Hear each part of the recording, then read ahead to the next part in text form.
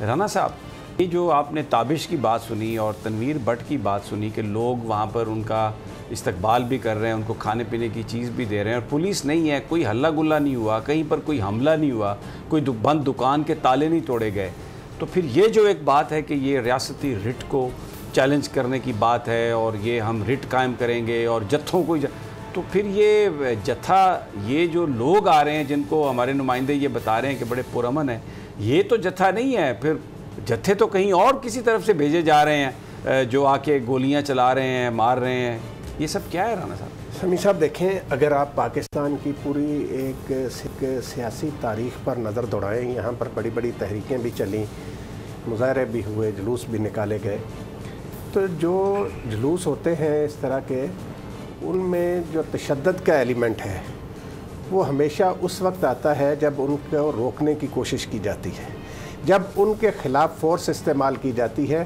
کوئی بھی پارٹی جلوس نکال رہی ہو، آپ ماضی کی 70 سال میں دیکھ لیں کہ پاکستان میں جب بھی کسی جلوس میں دھرنے میں کوئی تشدد کا ایلیمنٹ آیا ہے تو اس کا آغاز اسی وقت ہوتا ہے جب پولیس کی طرف سے ان پر چڑھائی کی جاتی ہے، تو اس کے رد عمل کے طور پر پھر دونوں طرف کا نقصان ہوتا ہے۔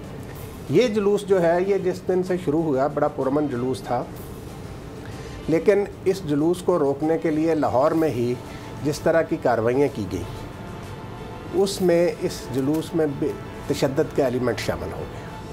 تو اب سمیع صاحب جو معاملہ ہے، اصل بات جو ہے وہ یہ ہے جو حکومتوں کے سوچنے کی ہوتی ہے۔ بڑکیں لگانا حکومتوں کا کام نہیں ہوتا، حکومت کا کام ہوتا ہے عوام کے جان و مال کا تحفظ کرنا اور عوام کو ان کے بنیادی حقوق فراہم کرنا۔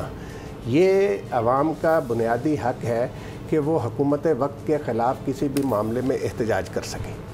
اب اس احتجاج کو بڑکوں سے تشدد سے دبانے کا نتیجہ جو ہے وہ ٹھیک نہیں نکلتا۔ ہر ذی شعور آدمی ایک سیکنڈ ان کو یہی کہے گا کہ یہ حکومت جو ہوتی ہے وہ اپنے عوام سے تصادم نہیں چاہتی، وہ معاملات کو ٹھنڈے دل سے ٹھیک کرنے کی کوشش کرتے ہیں۔ سمیع صاحب وہ کیوں نہیں دکھاتے یہ کہ جب محترمہ بے نظیر بھٹو کا والا واقعہ ہوا یہاں لیاقت باغ میں، اس کے بعد پیپلز پارٹی کے کارکنوں نے اس ملک میں جس طریقے سے توڑ پھوڑ کی، جس طریقے سے نجی املاک کو نقصان پہنچایا گیا، پاکستان کی تاریخ میں اس کی مثال نہیں ملتی، تو اس کے بارے میں حکومت وقت کیا کہتی ہے؟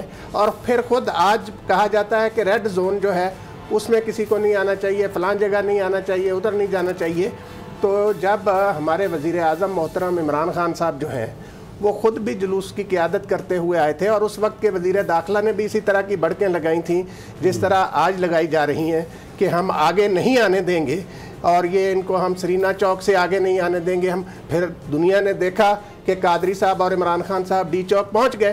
تو سیاسی معاملات کو سیاسی طریقے سے حل کرنا چاہیے۔ بالکل ٹھیک۔ اچھا، میں آپ کو ایک گفتگو کا حصہ سنواتا ہوں۔ فواد چودھری صاحب وزیر اطلاعات و نشریات، انہوں نے جو کل گفتگو کی جس میں وہ فرما رہے ہیں کہ کنسنسس ہے ان کے خلاف، اس تحریک کے خلاف۔ سنیے ذرا گفتگو۔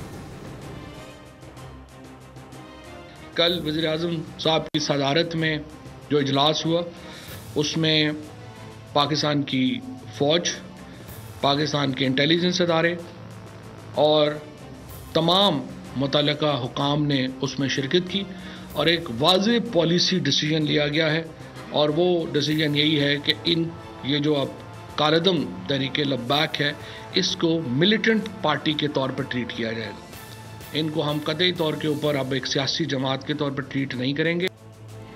رانا صاحب، میرا سوال آپ سے یہ ہے کہ یہ گورنمنٹ کا فیصلہ ہے کہ انہوں نے اس کو کالعدم قرار دیا تحریک لبیک کو، کابینہ نے قرار دیا، وفاقی حکومت نے قرار دیا، لیکن یہ فواد چودھری صاحب یہ جو بات کر رہے ہیں بڑی سینسٹیو بات ہے۔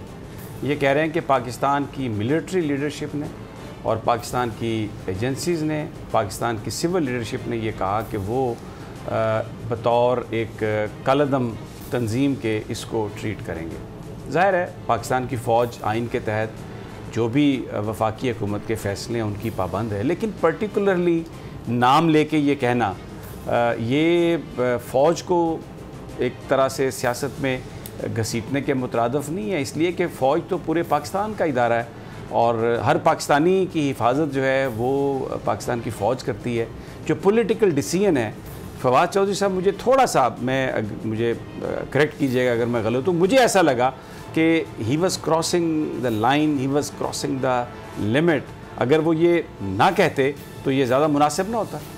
صاحب آپ صحیح کہہ رہے ہیں. دیکھیں گزارش یہ ہے کہ جب حکومتیں اپنے معاملات کو خود حل نہیں کر سکتی، یہ صرف فواد چودھری صاحب کی ہی بات نہیں ہے. اب دیکھیں جب اس قسم کے حالات ہوتے ہیں، جب بھٹو صاحب کے خلاف PNA کی تحریک چل رہی تھی تو افواج پاکستان کے سربراہوں کی طرف سے ایک بیان جاری کروایا گیا کہ مسلح افواج جو ہیں وہ منتخب حکومت کے ساتھ ہیں. یہ پھر سہارے ڈھونڈتے ہیں حکومتیں جو ہوتی ہیں. آپ نے بالکل صحیح بات کی کہ حکومت وقت وفاقی کابینہ کا کسی طور پر بھی افواج پاکستان حصہ نہیں ہوتی. وفاقی کابینہ جو ہوتی ہے وہ وزراء پر مشتمل ہوتی ہے، وزراء مملکت پر مشتمل ہوتی ہے.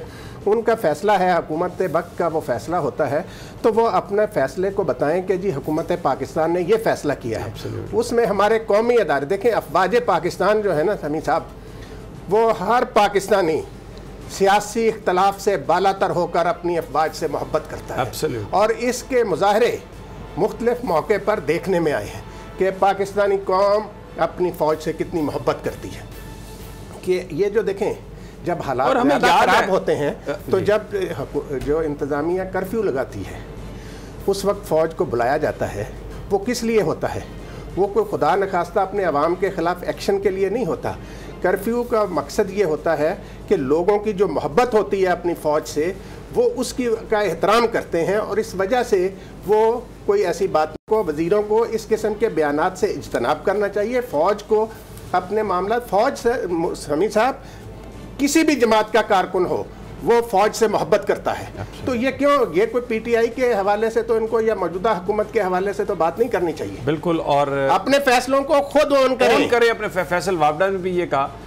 ہمیں بریک پر جانا ہے، لیکن بریک پر جانے سے پہلے اتنا کہوں گا کہ جس وقت PTI کا دھرنا یہاں پہ تھا اور مسلم لیگ نون کی گورنمنٹ تھی، تو اس وقت بھی جو بیان تھا وہ یہی تھا کہ آپ ریسٹرینٹ شو کریں، آپ دھرنے کے ساتھ طاقت کے استعمال سے گریز کریں، کیونکہ فوج جو ہے وہ پورے پاکستان کی ہے. وہ کسی سیاسی جماعت سے تعلق ہو کسی پاکستانی کا، فوج اس کی ہے اور وہ پاکستانی اس فوج کا ہے. وہ فرنٹ لائن ہے ہماری حفاظت کے لیے.